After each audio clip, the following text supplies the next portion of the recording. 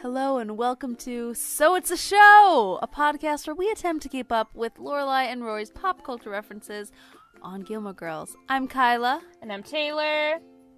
And we're on the show. And we're excited to be here. Yeah, we are. This is episode 9. Yes. And but we are episode 8. Yes, Gilmore which Girls. we will fix at one point. I just know it. I mean, maybe we'll double up on a Gilmore Girls episode at some point. Maybe. If we find a great reason. Of course, it's probably going to be like season 7. We'll find an excuse to do that. Just to blow through we'll that as fast like as we one can. number off forever. It'll be our thing, our shtick. Yeah. Yes. Talking about, this is Love and War and Snow, which is another one of my early faves of Gilmore Girls. Yes, I do like that episode quite a bit. I actually played it for my parents because my dad the other day randomly texted me that he had stumbled across some Gilmore Girls and that he was watching it on purpose. And so then he asked me if we could watch another one. And so I said sure, and we watched that one. Oh, it's such a good one.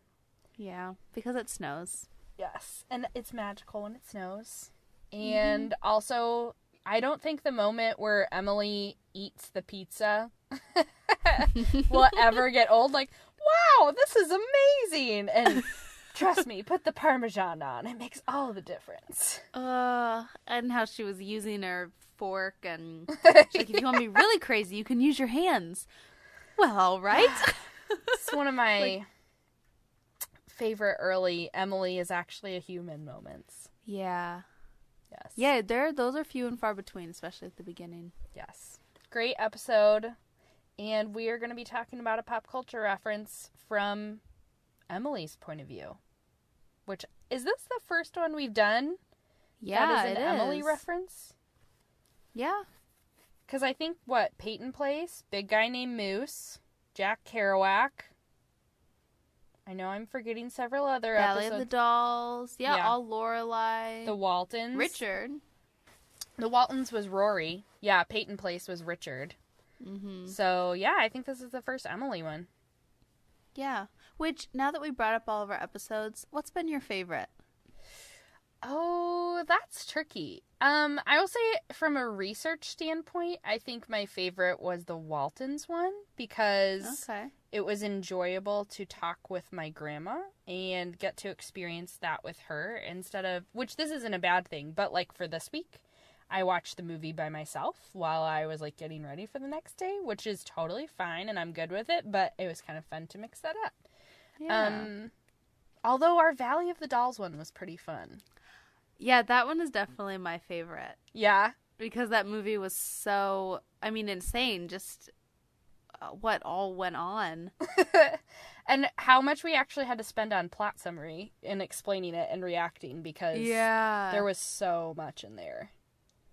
So. Yeah.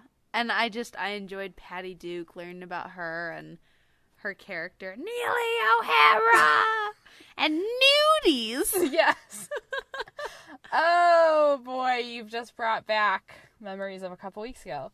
And, so maybe the lesson here is we need to do things that are more bonkers. I think so. The more drugs, the better. Well, the person we're talking about today was an alcoholic. Oh, so that should be good. Let's go with him then. Okay, for now. Gotcha. All right, let's play the clip. Oh, is that you guys? Yes, it is. That is our wedding picture. It's an amazing dress. It should have been. My mother had 3 seamstresses working round the clock making it. You still have it? It's upstairs packed away somewhere. I'll save it for you if you like. Oh, Emily. Rory's too young to be thinking about things like that. Oh, Richard, please. Every young girl thinks about her wedding. I know I did. I knew from the time I was 12 that I wanted lilies and orchids with a silver bow wrapped around them for my bouquet. You also knew that you wanted to marry Errol Flynn. Really? Grandma had a thing for the pirate guy? I did not have a thing for the pirate guy. She was mad about him. She even tried to get me to grow one of those little mustaches. You're kidding. Richard, stop. She wanted me to swing from a chandelier. Oh, now you're just being silly. Luckily, I was on the fencing team at college, or I would have married Lucinda Lester by now. Actually, Lucinda Lester looked a lot like Errol Flynn. I should have married her. It would have been very modern of me. Oh my goodness, that's a great scene. There you go. Emily wanted to marry Errol Flynn. And, Kyla, I have to tell you, at first glance, I totally get it. Yeah, he's pretty suave looking. I did not... We watched, for the listeners' benefit, we watched different Errol Flynn movies. I watched The Adventures of Robin Hood, and what did you watch? I was going to watch The Case of the Curious Bride. Yes. But then it actually looked like he wasn't really a big star in that, and it wasn't a great movie. And I couldn't find it. So I watched... What did I watch? Cry Wolf. Oh. I was not familiar with that one. When was that released? That was released in 1947. Oh, okay. So yours was in the 30s, though, right? Yes, 1938, which was like, his big breakout role was in 1936, so it was kind of early in his career. Okay. So. Yeah, so I thought that'd be good if we got ones from different decades. But ours were certainly very different, I'm pretty sure. Even though I have not watched yours, but what it sounds like. We'll get into that. So, what did you think that Emily was talking about, though, when she said she wanted to marry Errol Flynn? I assumed that he was some sort of famous actor of their time, or singer, just famous person, and I knew nothing. And then when they started talking about the chandelier, it's like, okay, must have done that in a movie. I didn't know. I had no idea. Yeah, I knew he was. I knew he was an actor, but that's about it. Like, I didn't know anything about him, and I had never seen a movie with him till this week. So, yeah, same here. But when they said the pirate guy, it's like, okay, he doesn't sound like he was maybe famous. Maybe he was just more a mockery. Like, was he on a commercial? I don't know. Actually, you're right. That would totally make sense in the context of that sentence. Like, like, can you imagine Rory saying, "You mean that guy who always says, 'Can you hear me now?' on the commercial?" Yeah. Yeah, exactly. That's what I was going with. The cell phone guy? Yeah. So, yeah, neither of us knew. No. Not Errol Flynn fans. No. Although, I will say, like I said, after seeing him in a movie, he is a fun actor to watch. Mm-hmm. So, also, he is someone, at least in the film world, that I think is... How do I say it? He's like the archetype for a lot of actors. So, when I was trying to find references to him and do some research on him, a lot of the reasons he kept coming up in search results was because they were saying modern actors were like Errol Flynn. And so he still gets compared to. So some of them were Heath Ledger or Jude Law, people that people find attractive and very suave and potentially a good action star. So, okay, interesting. Yeah. So a little bit about Mr. Errol Flynn. That is his real name, although he also has the middle names Leslie Thompson. His full name is Errol Leslie Thompson Flynn. That is quite a mouthful. And he was born in Australia in 1909. And growing up, he had a lot of different jobs, including diamond smuggler, pearl diver, reporter, bird trapper, gigolo, and charter boat captain. So, oh my. He was quite the his LinkedIn profile today would be awesome. And then when he was working as a boat captain, an Australian producer thought he was very handsome and thought he would be great in a movie. So they put him in a movie called In the Wake of the Bounty, which sounds like a great... I don't know if he was a pirate in the movie, but it definitely sounds like a boat movie. Mm-hmm. And that was in 1933. And then to follow on the boat theme, his big breakout role was in 1936 in a movie called Captain Blood, which... Ooh. Boat movie. Yes.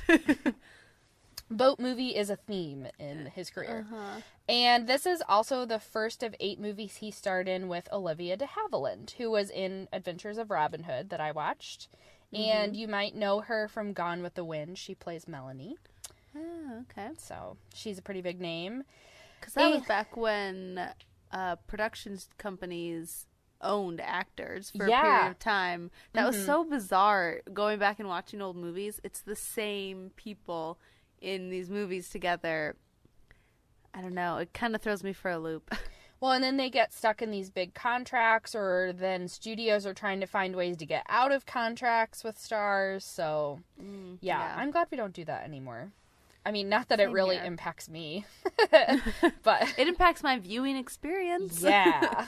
So, and he was a pretty consistent actor from then on. He acted until he died in 1959, but he is actually probably just as well known for his acting as he is for his romantic life, which, Kyla, you know how they say, never meet your heroes because they'll disappoint you? Yes. Well, I say don't even read the Wikipedia article for a man you thought was handsome in a 1930s movie because it will disappoint you. Oh. So he had a lot of romantic partners, and he was married 3 times.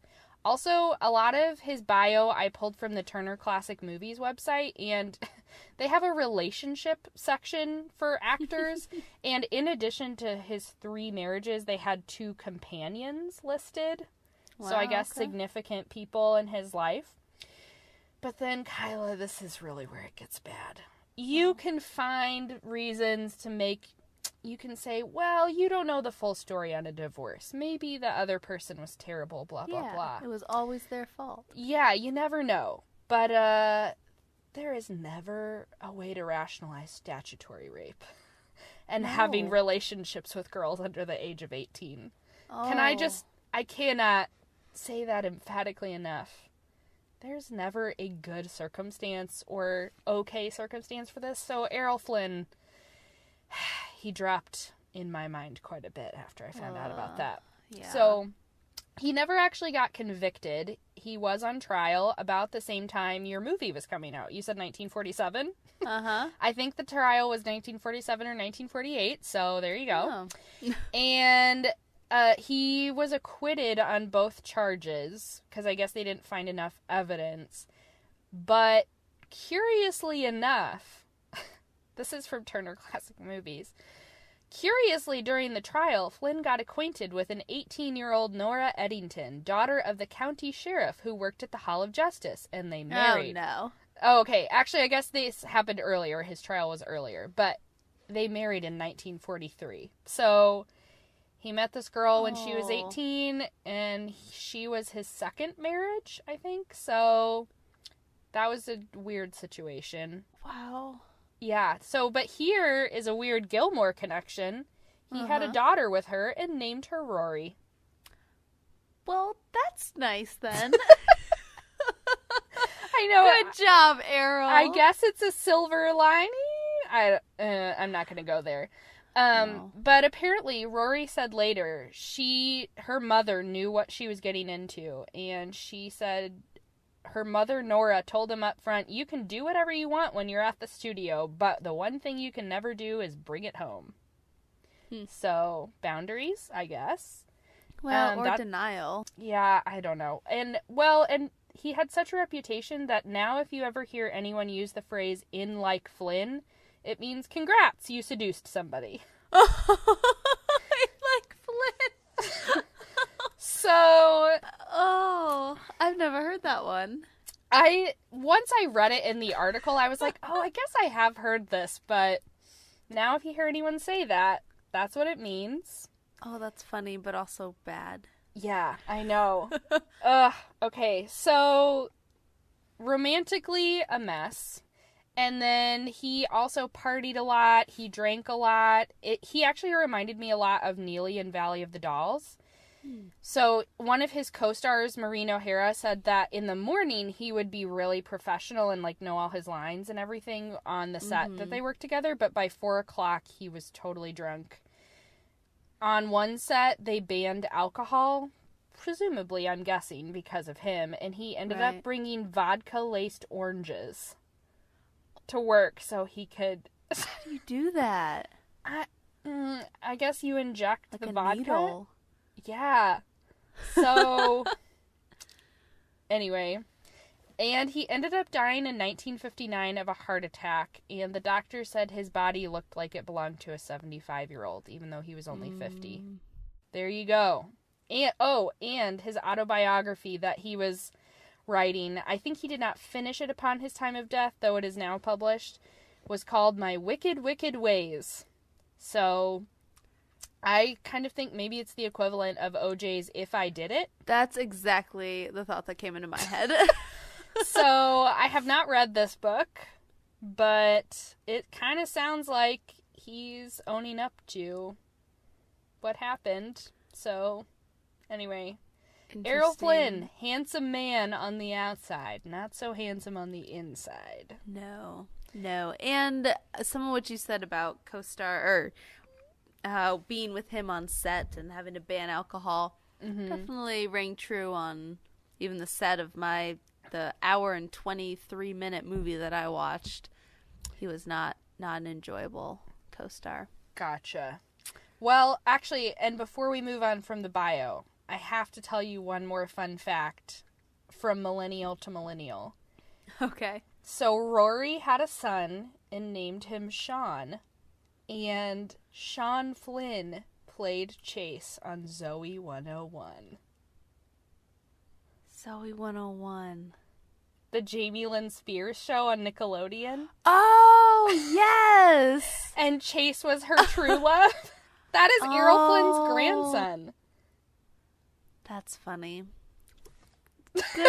Good job, Flynn family. There you go, millennial to millennial. That is something I Yes. thought you would appreciate. So. Oh, I hadn't thought of that TV show in a very long time. I had forgot not either. she acted. Right. Yeah. So, thank you, Turner Classic Movies, for filling me in on that. That's actually where I got some info, too. Okay. They are a wealth of information. I had never used them before. I had neither. Now I have. But they were very helpful for Errol Flynn. Good. So, there you go. Now you know a little bit about the story of Errol Flynn, and we will definitely be sharing some resources on our brand new Tumblr page that we have been tweeting about. I hope you so guys if you have want to all learn, looked at it.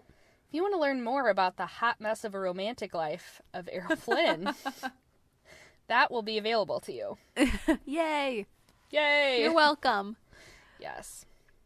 Okay, but one thing a word that I could just not get away from when I was researching Errol Flynn was, I think you know it, swashbuckler. Yes. That definitely came up in my research too. No synonyms, just always swashbuckler. Are there any synonyms for swashbuckler? I think you would need a full phrase. Like an action star. Or an action hero. I guess? Handsome hero action man. Pirate guy. That's what Rory called him. Do you want to hear some definitions that I found? Oh, please do. A heroic archetype in European adventure literature that is typified by the use of a sword and chivalric ideals. Holy cow. So that's what you need. So basically, it seemed like it was a hero set in medieval times who uses a sword. Because that's all they had. Yeah, I guess so.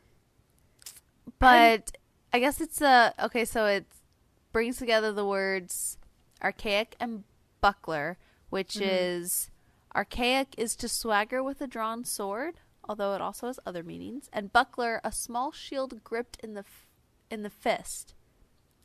So that's just how they chose to, I don't know, how they chose to put those together. I'm not sure. But it's a hero in medieval times, and that's apparently Errol Flynn.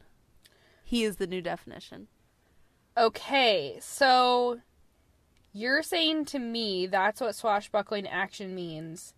So when I tell you Shrek the Third was rated PG for crude humor, suggestive content, and swashbuckling action.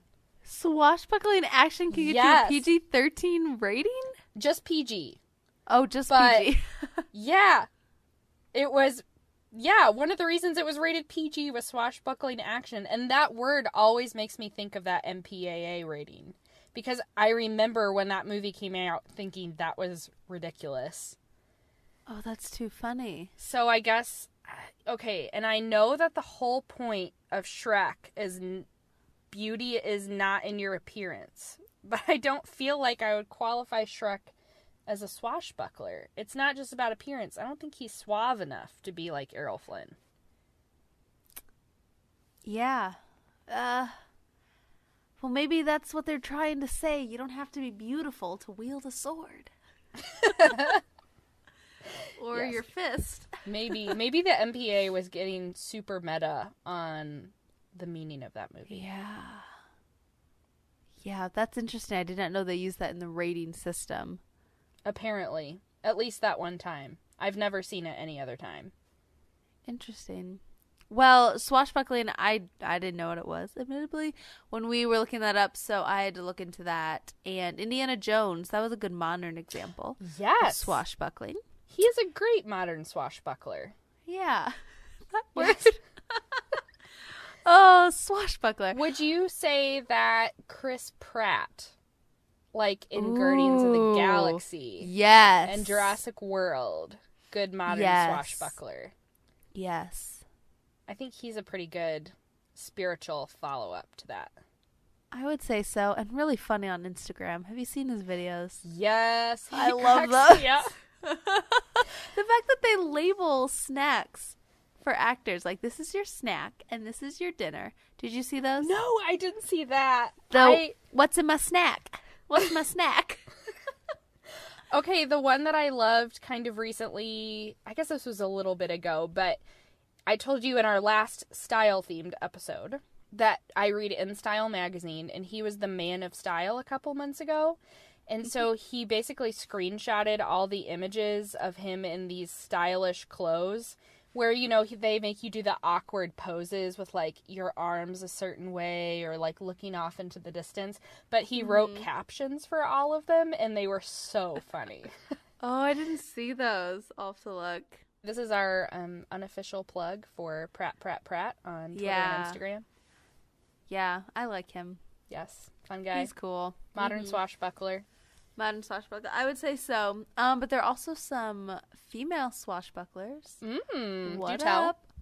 I do not know these people, but one of them is Maureen O'Hara. She was in Against All Flags. And she was the one talking about how Errol Flynn was professional until he was drunk at 4 p.m. Oh, yeah. She was in a movie with Errol Flynn. Yes. Against All Flags, 1952. And then Jean Peters in Anne of the Indies. I don't know that one. That was from 1951. Okay. And she was like a pirate. Cool. So, good job. There are some female ones. And how about some modern female swashbucklers? Who can we think of? Well, Keira Knightley in the Pirates of the Caribbean movies. She's pretty swashbuckling. And she's even a pirate, so extra points for that. Yes. I'm trying to think now who are, like, I guess the equivalent I can think of is, like, action star, which I feel like superheroes I wouldn't normally, like, I just said Chris Pratt for Guardians of the Galaxy, but that's such a different superhero movie. Yeah. So, like, I wouldn't really call Scarlett Johansson swashbuckling, even though she's a great Black Widow. I would say maybe Katniss Everdeen. But she's not really... I don't know. Arrow buckling? Arrow buckling? Oh, yeah, that's true. She doesn't use a sword. Yeah. I guess... So the question is the determining factor the sword?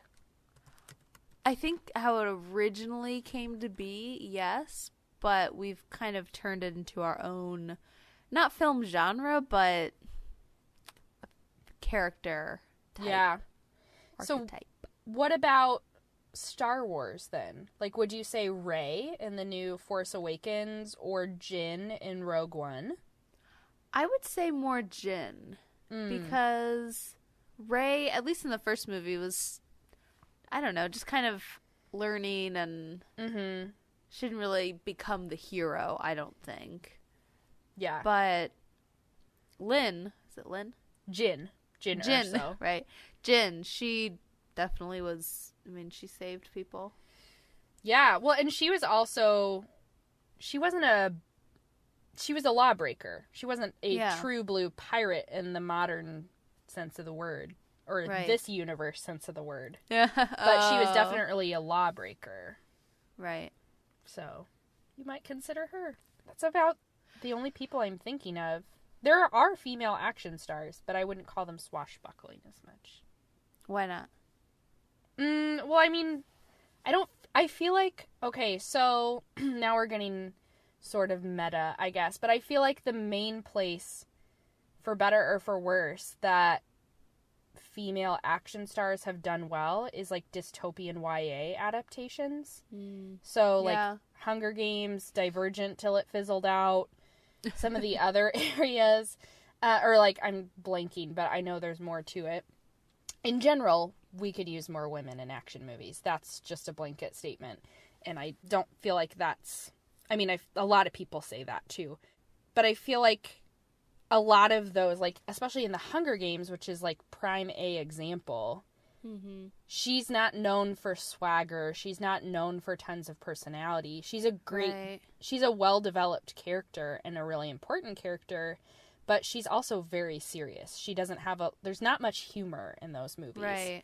And so, like, when I'm watching Errol Flynn in Adventures of Robin Hood, part of the reason I find him so swoon-worthy in that movie is he is so, like, he's funny, he's really witty, he's a total flirt with Olivia de Havilland. He's just very charming. And I don't, like, even Black Widow in Avengers, I wouldn't really call her charming. No. I mean, she is in her own way. And I feel like that is how female heroes are written. Like, because the only way, because it, just with culture, society, guys can become heroes, sure, no problem. But for a woman to be a hero, she has to be a whole nother kind of woman. And there's some truth in that, but that's also, I think, how they write the women. They have to be almost broken, or, you know, to become that. So, like, Chris Pratt, too, he's the comic relief and the lead at the same time, and he's in a comedy, whereas I can't really think of any female action comedies that have made significant cultural impact. I mean, there was, The Heat with Reese Witherspoon and Sofia Vergara a couple years ago that I didn't end up seeing because it didn't make much of an impression and didn't get very good reviews. What about Miss Congeniality? Ooh, that is a good action comedy. I enjoyed that movie quite a bit. Yeah. I think that one is swashbuckling. A little bit. On a smaller scale. Not a sword, but a gun. Yeah. Oh, okay. So also I'm flipping through last year's box office. Not a sword, but a boat. Moana. Oh, you know, I have not seen that, but I listened to the soundtrack. Oh, Kyla, I love that I keep movie meaning so to much. see it. It's so good. She's on a boat. She does not have a sword, but she does have a paddle that she hits the god Maui with. I think that's swashbuckling. I will count that. I'm going to say it is. Here. Yes. And unless you can think of any females in the Star Trek franchise, do you consider that a swashbuckling? No. That was a resounding no. Yeah. Anyway. Well, that's interesting to think about. Female swashbucklers. Probably not any on Gilmore Girls. But if you had to pick one, who on Gilmore Girls would be a swashbuckler? Lane Kim. Ooh! Tell me why. Because she is a rebel. But in a respectful way. And I don't know, she's in a band. Yeah. She has drumsticks. Those are her weapons. She goes against the man. Rock and roll. I like it. You, go. I was thinking Paris. She, I think, does not take anybody's business and Can you imagine how well run a pirate ship would be with her on it as the captain? It would be spotless. Yes, it would be amazing. And I think somehow... Oh, and she fences. Remember that? There's an episode early on where she fences. So, Paris. Yes. Paris. That would be my pick. She's our swashbuckler.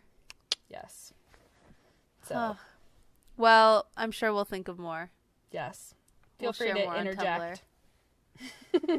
So, swashbuckling, I'm pretty sure, was pretty well displayed by Errol Flynn in your movie. Yes. Am I right? Yes. And I will say, okay, so I enjoy watching old movies, but there are certain times where they feel slow or you can tell times have changed so much. Yes. So this 1938 Adventures of Robin Hood was so fun. I really enjoyed it. And it did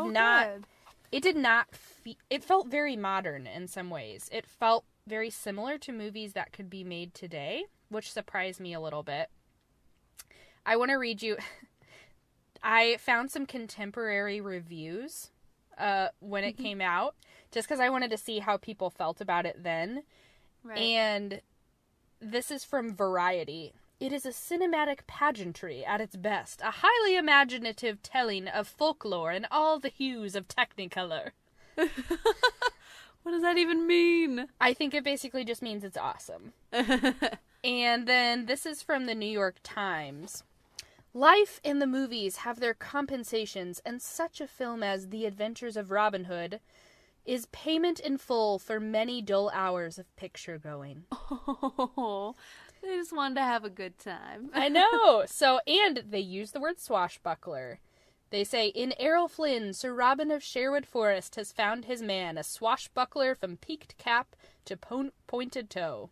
And he's quick for a fight or a frolic. I just adore this review. Frolic! And where's that review from? This is from the New York Times. Nice. Yes. Oh, yeah.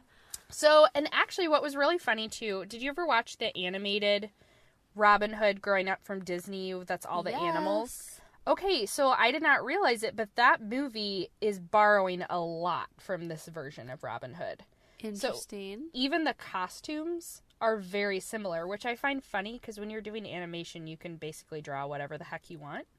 Mm-hmm. But they pretty much drew very similar costumes to this movie. So that's funny. Cool. And on animals, too. Yeah, I know. So, but this movie was a lot of fun. And actually the stunts were pretty impressive, too. So there's a lot of sword fighting in it. And Errol Flynn does some cool moves, like he knocks a gate to come down and then holds on to the rope as the gate goes down so the rope pulls him up. And there were a lot of similar scenes to the 1973 animated version. So if you remember that scene where they have a contest and he comes in disguise and then shoots the arrow straight down the middle into the other arrow, that is in this movie. Huh. And another great stunt. He jumps on a horse with his hands tied behind his back and takes off. And it was all done in one take, so you know it's legit. It was actually Errol? I think so, as far as I could tell. So they said that, I read somewhere that some stuntmen did work, but that also he did some of his own stunts, and it looked like him. So it's just kind of cool. Fun, because when you watch these old movies, you know it's not computer stuff doing the stunts. Right. You know, even if it's not Errol Flynn, you know somebody's doing it, which is cool. And yeah, I really enjoyed it. And it was also very romantic. Olivia de Havilland was wonderful. I like her a lot. And he was just very charming. One of my favorite lines early in the movie, when he has not won over Maid Marian yet. And he shows up unannounced in Prince John's court. I don't feel like I need to give you a plot summary. It's basically Robin Hood. Yeah. I mean, it's exactly like every story of Robin Hood. But early in the movie, he shows up unannounced after he has killed a deer, which they knew he did, and that's illegal. The penalty is death. He shows up with the deer around his shoulders, throws it into the court, and then just joins them for dinner. And he basically says, Prince John, yo, what you're doing is terrible. King Richard's off fighting a war. You shouldn't be king. And Maid Marian, who's right next to Prince John, says, you speak treason. And Robin Hood says, fluently. And it was just perfect. Oh, that's a great line. Yes, it is a very fun movie. Highly recommend it. It's a lot of fun. Huh. Well, maybe I'll check it out. Yes. My movie that I watched was very different from the Errol Flynn of your movie. Okay. Sounds like. So I watched Cry Wolf. Why can't I keep on just forgetting what this is called? But like I said before, it was only an hour and 23 minutes, so very short, but it didn't feel short. Not that it felt long, but it felt complete. Like that was all the time they needed.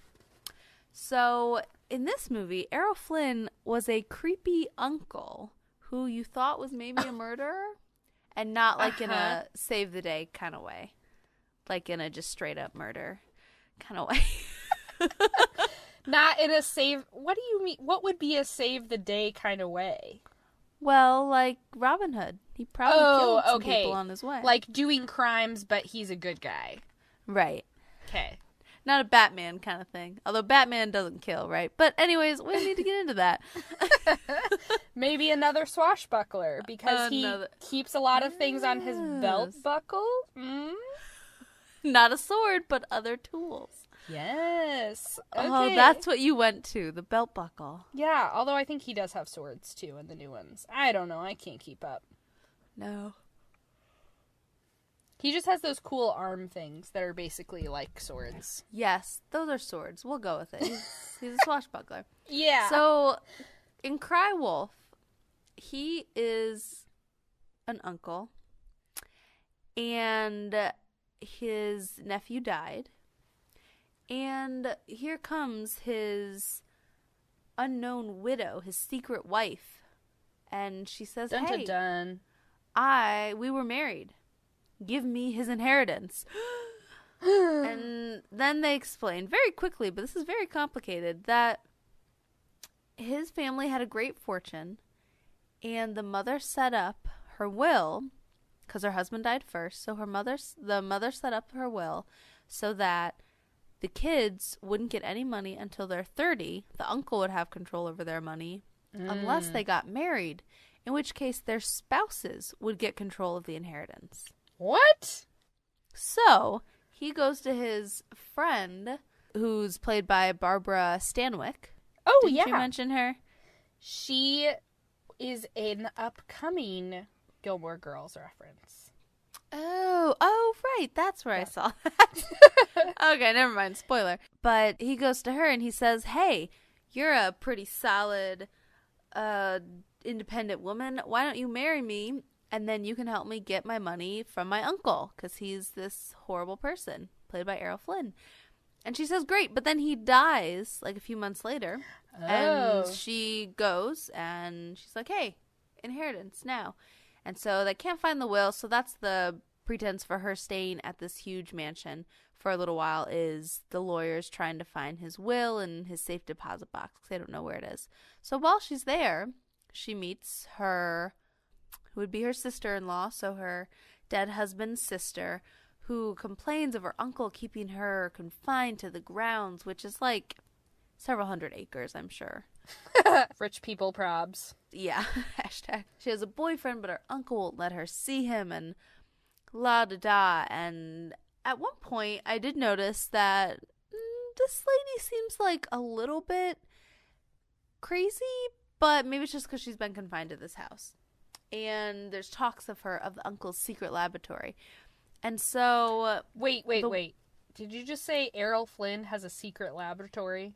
Yes, he does. Whoa. I think I want to watch this movie now. I think you should, except I'm about to spoil it for you. Oh, no, you should spoil it for me, because I'm intrigued. Okay. So, no one's allowed in the secret laboratory.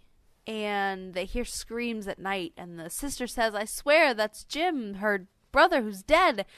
And so they have a plan, and the sister freaks out, and next thing you know, she's flung herself, or someone has flung her from her balcony outside. She is dead. No! So now you're thinking the uncle killed the brother, and now the sister, and now all he has to do is kill the wife and he gets all the money. Yeah, that's what I'm thinking. And while all this is happening, by the way, he kisses the wife with his eyes open. That's the biggest crime. Eyes open. Yes, very wide, like staring at her. He kisses Barbara Stanwyck. Yes. And that's his nephew, his dead nephew's, supposedly dead nephew's wife. Yes. Widow. Yes. Okay. Okay. Keep going. I'm intrigued. But then he humiliates her. I don't know. He just said it was a science experiment. I don't know. Dude was weird. So she ends up asking if she can ride a horse from the stable. And so she rides off. And, like, the dude just lets her, even though there's a secret cottage. And she finds it. And there's her dead husband alive and well. What? In a cottage? He's alive. In a cottage, being taken care of some family friends. So he's a little bit drugged up, you can tell. He says they give him sleeping pills, and so he didn't recognize her at first. But the plan is he's going to come back to the house tonight. He's going to pocket his sleeping pills and sneak out while his overseers are sleeping. So that's when she finally has the big confrontation with the uncle. Which, by the way, I don't know why she didn't get out of that house sooner. It was pretty clear, if her suspicions were correct, that she was going to be the next to go. Yeah. So, either way, she stays, and he tells her, okay, I'm going to tell you the truth now. Oh, no. Their dad died in an insane asylum. So, they have that insanity gene within them. And the mom didn't want them to procreate and have more crazy babies. Oh, no. And she knew they couldn't handle the money. So, her dead but actually alive ex-husband, a few months before he was put in a little cottage, he killed a guy. So he's the murderer, and the uncle got the court to put him in his care, which I don't think that actually happens, but I guess if you're bajillionaires, you can do whatever you want. Side note. So he's been keeping him confined there, and now he's been watching the sister, and so he thinks that the niece committed suicide. She went crazy. So he tells all this to Barbara Stanwyck, and then Jim, her dead husband who's alive, jumps out from behind and hits the uncle over the head with a wrench and runs off with Barbara. But the uncle survives, and they end up upstairs, up on the grand staircase, and through very poorly choreographed fight scene, the dead husband who's alive becomes actually dead. So he was crazy. Yes. And Errol Flynn was telling the truth. Yes. In a very creepy way, but he was. Then who was screaming in the laboratory? That was the husband. He was keeping him there until the cottage was ready, which what do you have to do to get a cottage ready? Just give him a bed and food. So that was him having crazy moments. Oh my gosh. I wish that listeners could see my face. I am like jaw drop, big eyes. Like, this movie is bonkers, which this is exactly what we wanted from this episode. Yes, craziness. Woo! Okay, wow. What in the world? Okay, that still sounds like a fun movie to watch, even though it's been spoiled. Yeah, it was a lot of fun. It really was. But definitely not swashbuckling happening. No. Although something you told me made me think of something else that I read. You said that he kissed her with his eyes open. Which, by the way, don't kiss your niece-in-law. That's weird. Just a side note. But he was in a movie with Bette Davis, and they were supposed to kiss in the movie, and they didn't get along very well. And so he tongue-kissed her, which apparently was not supposed to happen in the movies at the time.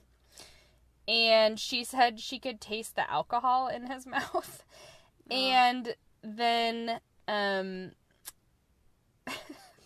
one scene, she was supposed to fake slap him, and she really did. She hit him super hard. That is awesome. And he got really mad. Oh. So you're just making me think about how Errol Flynn, not the best guy to kiss in a movie. No, it was very strange. You should just watch that. I'll get a screenshot of it and we'll put that on Tumblr because it was bizarre. Okay, thank you for sharing. Okay, guys, she's reenacting this now to her microphone, and if I were mean, I would screenshot that and share it on the Tumblr. Yeah, thanks for not doing that. But he wasn't liked on that movie either. Even before they released the movie, the studio had his co-star put out a statement that said, "People say terrible things about Errol Flynn. I've never worked with anyone nicer. He was on time. He knew his lines. He was a perfect gentleman." That was actually what Maureen O'Hara said, too. O'Hara! She said, yeah. Oh my gosh, we're creating our own inside jokes now. Yes. Okay, he was in, yes, like you said, Against All Flags. And this is from TCM again. Thank you, Turner Classic Movies. You're awesome. During the production, co-star Maureen O'Hara noted that Flynn exhibited consummate professionalism, prepped and ready with his lines to start the day, but would inevitably be drunk by 4 p.m. Yeah. There you go. Well, they come up with some good things to say. There were some parts in the movie that were very, very sexist, and I thought, maybe, now I'm thinking maybe Errol Flynn thought that himself with the way he liked to treat women. Oh, dear. Like kissing his niece-in-law, who's probably much younger than him? Yes. And although that's an industry-wide problem of pairing significantly older male co-stars with younger female stars. Yeah, that's not exclusive to Errol Flynn. By the way, in my notes, I wrote down the timestamps for these scenes, but all I wrote next to them were sexist! I didn't write what actually happened. Well, Kyla, do you really need to know anything else? Actually, you probably do. That's probably worth talking about. But one of them, he said something about, even though you're of the female sex, or something about which not is being always able to... a good way to start a sentence. Yeah. That's about similar to the time I met someone at work. For the record, don't ever start a sentence with somebody that you've just met with, "I hope this doesn't offend you," and then end with a joke about female drivers with two women that you're meeting for the first time. I mean, I don't know how you think this is like a great idea with two women you've never met before. Just a little piece of advice. That's for free. Yeah. Yeah. Thank you, Taylor. Everyone happy to provide from this one experience I had not that long ago that I was like, really? Do you hear this? And if you are like Errol Flynn and many women find you attractive, don't take advantage of that and break laws. Just don't do that. That'd be good. That's our free advice for today. I don't know what plans you have in that devious feminine mind of yours. May I make a suggestion? What? Next time you hear some odd noise in the night, just follow the memorable custom of your sex and stick your head under the bedclothes. The one thing that he did say right before he kissed her with his eyes open was those very lovely eyes. He just leans in and stares. And I don't know if her eyes were open. The camera didn't show her eyes. Maybe that was their thing. What a weird angle the camera must have been at if it was only showing his eyes. Yeah, his head was like sideways. Oh, yeah. It was from behind her? Yes. Oh, that's not creepy. That's not instilling. It makes me, it's like I'm feeling creeped out just thinking about that. But that's part of filmmaking, though, is choosing the angles to get the atmosphere. And I guess if the atmosphere of this movie is supposed to be creepy, that makes sense, though, that you would shoot from behind, because then it's like, who's looking over her shoulder? Who's watching this? It goes along with that. Cinematography. Yes. Yes, so they definitely did achieve the creepy vibe. Yes. Wow. And this was such a different role from the normal ones. And people definitely, just from what I was reading, they thought he was probably pretty excited to play something different. You know, gotcha. More Oh, yeah, someone described it. Let's see. Flynn clearly relished the opportunity to play a man of high breeding and erudition, yet one guided by hardwired propriety and hobbled by mounting guilt, while Stanwyck was an inspired midlife Nancy Drew, creeping through the shadows at 0:30, folding herself into dumbwaiters and spidering across gabled rooftops to gain access into Flynn's forbidden attic laboratory, which, by the way, was one room and it looked like a kitchen and it was not exciting. So, a laboratory, which for the record, the first time you said it, I thought you said lavatory, like a bathroom on an airplane. I clearly did not. That's why I had to go, wait, you said his laboratory? Yeah. So, yeah. So maybe it was more like a lavatory. I don't know. Well, thank you for sharing that experience with me. That You're welcome. Sounds like quite the experience. It was. That was a good Wednesday night. You're in love with him. Let me go. No, you're going away with me. First, I want to destroy those papers. The papers? I heard what Mark was telling you. I can open a safe. I don't want there to be any proof. Proof of anything. We'll get in a car and go away. You do want to go away with me, don't you, Sandra? Don't you? Sandra. So we've talked some Errol Flynn. We've talked some Robin Hood. We've even talked a little Zoe 101 in there. But, Kyla, how do you think all of this fits into the world of Gilmore Girls? I think Emily watched Robin Hood. I think she did. I think she watched the pirate guy. I will say, this made me think, looking back at this scene, it left me a little confused because she said she wanted to marry Errol Flynn, right? Because she loved the mustache. Because you have to say it like that. Mustache. Okay, but think a little bit forward into Gilmore Girls history. Do you remember when Emily and Richard go through that rough patch in season 4 and 5, I guess, season 4 and 5.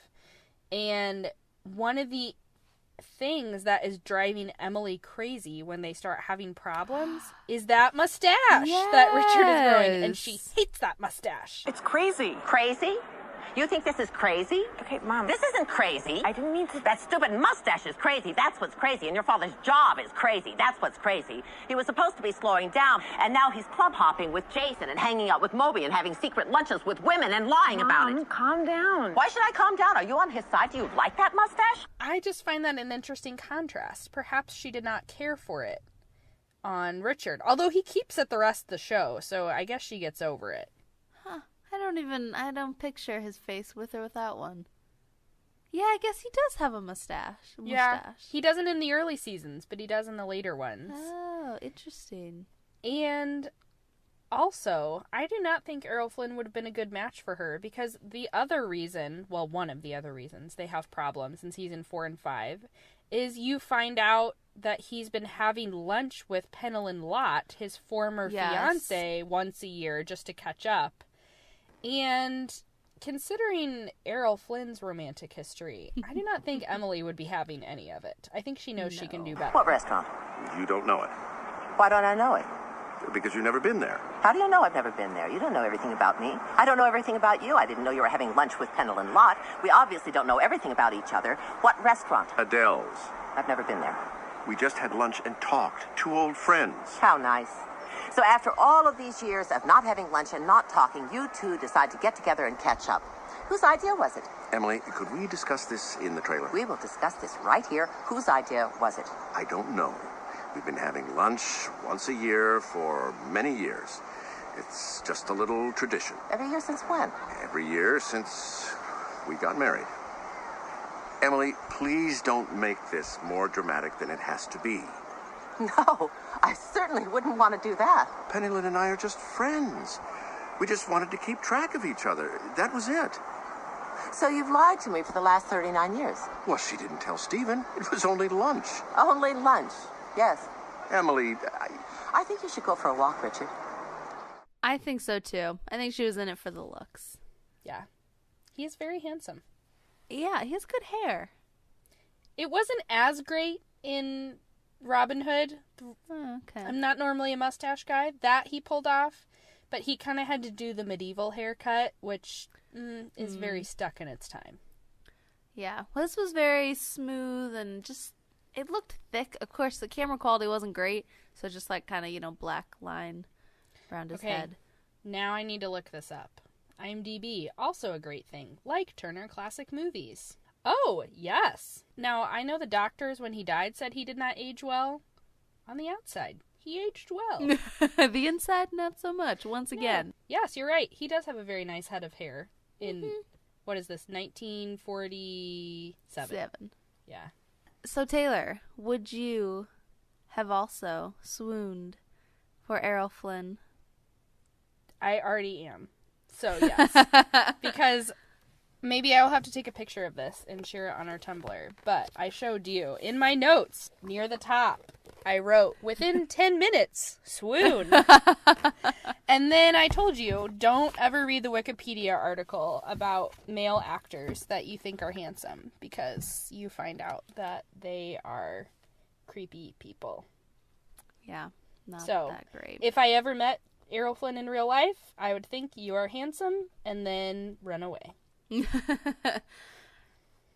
Yeah, my movie did not make me swoon for him because he was very creepy. So understandable. Seeing a photo beforehand, I thought, handsome. But in my movie, not so handsome.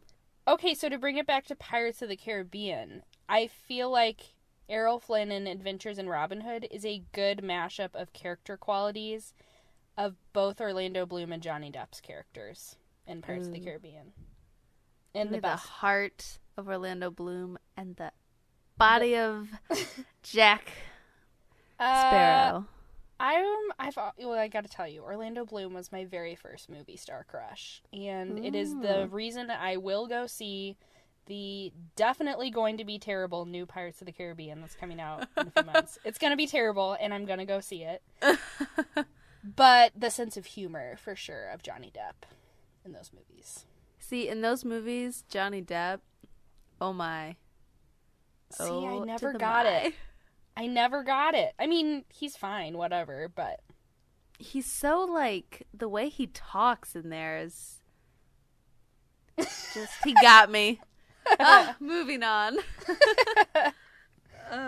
For the record, there are many other qualities to Orlando Bloom and Johnny Depp that make them full-rounded humans, besides their handsomeness. We are objectifying them. I apologize. Yes, and Errol Flynn. We apologize to the Errol Flynn and his family. Sean Flynn, Chase, on Zoe 101.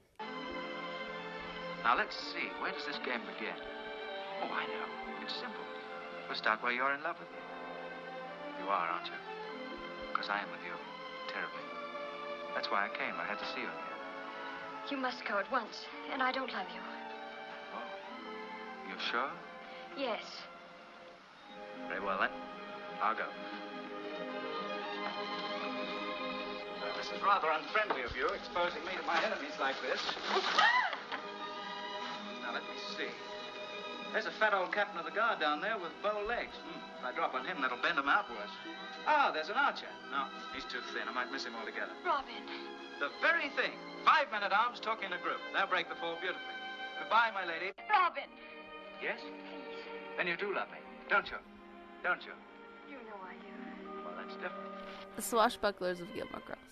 You said Lane Kim. I said Paris Geller. Anybody else? What about male? Any male? Logan liked to dress up with his buddies and jump off of scaffolding. But they weren't really accomplishing anything. Oh, okay, yeah. I should not go on a Life and Death Brigade rant. We've already got one episode where I have a really long one of those. I do think Richard is handsome with the mustache, and that he is a cool person and witty. I don't know if I'd call him a swashbuckler. Yeah, because he doesn't save anyone. Christopher rides a motorcycle? Does that make you swashbuckling? Maybe. He does punch Luke.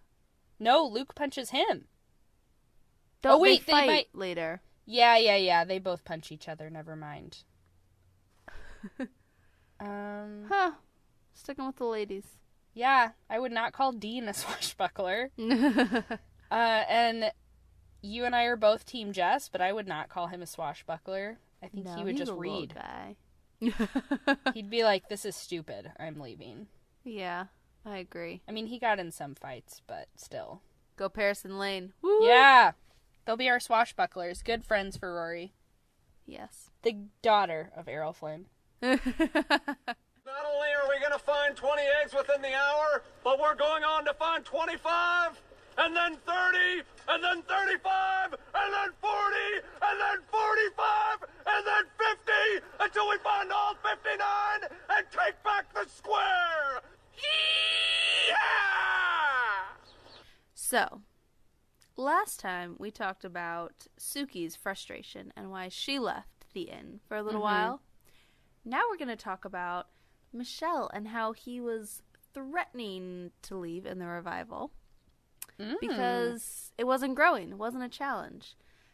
And this was actually a complaint that he made in season 6 of the show. So he had been asking for this for a long time. So it's amazing that he stayed at the inn for 10 years complaining of its lack of growth. And season 6 was also when Suki was saying she needed inspiration. Yes. I wonder if there's an arc for the inn in season 6 that I don't remember. They don't do anything different, do they? Not that I remember. Although maybe, like we said last time, maybe Amy Sherman Palladino had this in her back pocket the whole time and was planning this arc. And then she just had everything freeze for 8 years. That is true. Well, in season 6, episode 13, Lorelai relays Michel's frustration to Suki. I just think that if Michel had somebody to come home to, he might go home. He's been driving me crazy about turning the stable into a spa. What will we do with the horses? Well, we'd work them in. We'd have the first hot hoof massage on the East Coast. Because they've already got them in California. Boom! Boom. So right there, Michel has been asking for a spa this whole time, and Lorelai finally gives it to him. Well, we assume she gives it to him when she buys the Twickham home, which, by the way, I love that she bought. The Twickham home turned to an inn because that was always her and Luke's. Yeah. Ugh. And that ties in with our other Easter egg about Richard's will. In that she got the money that was supposed to go to Luke's Diner franchise that probably should have always gone to Lorelai. Yeah. It's very strange because Richard always believed in Lorelai that she could be great, and yet he didn't act like it always. Well, and he was pretty into that idea of franchising Luke's. So that's not like that came out of the blue.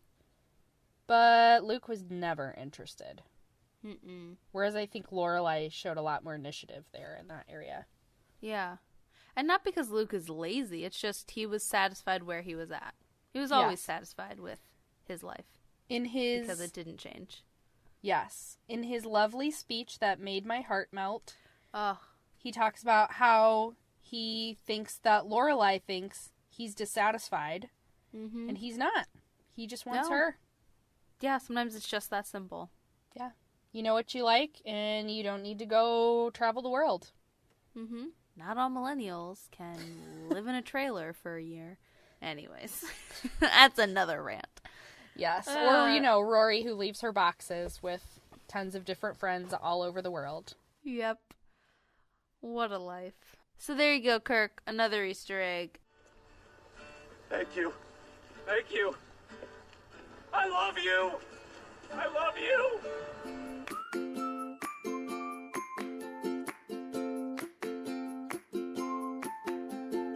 So that's our show. Woohoo! That is our show. Another one down. That's number 9. Our next one is going to be 10. That's kind of cool. I know. It's double digits. Sad story. Actually, not that sad.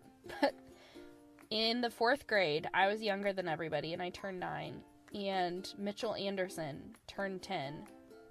And our teacher said, "Welcome to the double digits," when he turned 10. And I was really sad when I turned 10 that nobody said that to me. So, which is a really random, specific phrase that is not well known. It's not like saying happy birthday, which you can reasonably expect your loved ones and friends to say to you. But in our next episode, remind me, I gotta say, welcome to the double digits. Yes, I will welcome you to the double digits of podcasting. It'll just make things feel like they've reached full circle or something. Mm-hmm. We did not cover everything about Errol Flynn. And maybe you have another Errol Flynn movie you love. Mm-hmm. There were a lot. Or maybe there's an Errol Flynn movie you hate and you just want to tell us about it, which you're also welcome to do. You are. Yes. You can email us at soitsashow@gmail.com. Or tweet at us at soitsashow. You can also find us on Tumblr at soitsashowpodcast.tumblr.com because some silly person had soitsashow.tumblr. We're not bitter. No, not at all. And you can now find us on YouTube. Yeah! So it's a show. If it's a better way to listen, we do not have video recording of all the funny faces Kyla and I make. No, that'd be too much. No, that would be too much for you to handle. We would not ask you to do that. But we do have the audio up with just an image, just the logo, so that you can have that up if you're on YouTube lots. Easy way to listen. So, to anyone listening to us on YouTube, hello. It's me. I was wondering if after all these years you'd like to meet. Oh, see, you were making it more relevant. I was just poorly singing Adele. That's okay. That's good too. Adele's great. Yes, she is. So then you can also tweet us individually. I'm at Kyla Kathnedu, KYLACARNEIRO. And I'm at tblake24. Got it? Got it? Good. Good. And on our next episode, we are talking 80s Dream Team. I feel like we need to play some like A-Team music right now. Okay, I guess we should say not the 80s Dream Team, because you could also call the Breakfast Club that, I think. Mm-hmm. But this Dream Team in a different way. Yes, a different Dream Team with a member of the Breakfast Club in it. Mm-hmm. Maybe we should give them the actors' names, and then they should tweet at us if they know the movie. Oh, here you go. Here's your clue. Let me pull up all of them, because there was a long list. Are you ready for this? Mm-hmm. Matt Dillon, Patrick Swayze, Emilio Estevez, Tom Cruise, Rob Lowe. Yeah. I know you know the answer, Kyla, because we've talked about it. But I won't say it. Tweet at us if you know it. Yes, we want to know. See if you can guess it. I mean, that's what the internet's for, right? Yeah, that's true. You could just use that. But try not to. Yeah, bonus points if you know it off the top of your head. Mm-hmm. Here's another hint. Bye! Bye! So, Pony Boy, you happy? Yeah, I'm happy.